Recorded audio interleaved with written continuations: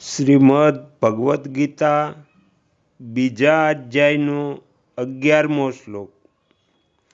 શ્રી ભગવાન કહે છે, તમે શોક નહીં કરવા યોગ્યનો શોક કર્યો છે અને પંડિતાઈની વાતો કહી રહ્યા છો, પરંતુ જેમના પ્રાણ ચાલ્યા ગયા છે તેમના માટે અને જેમના પ્રાણ નથી ચાલ્યા ગયા તેમને માટે પણ પંડિતો શોક કરતા નથી।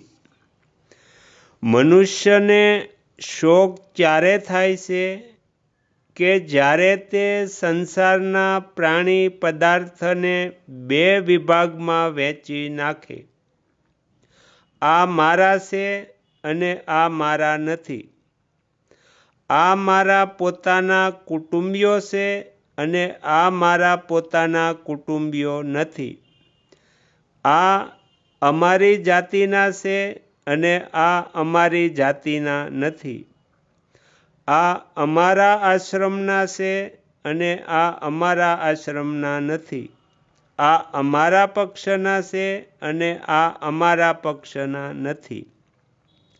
જે અમારા હોય એમનામાં મમતા, કામના, પ્રીતિ અને આસક્તિ થઈ જાય।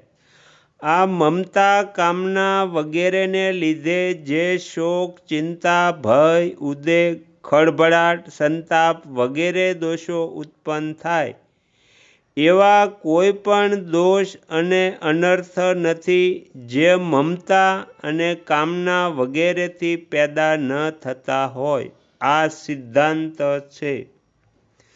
ગીતામાં બધાથી પહેલાં તો ધૃતરાષ્ટ્રએ કહ્યું કે મારા અને પાંડુના પુત્રોએ યુદ્ધભૂમિમાં શું કર્યું।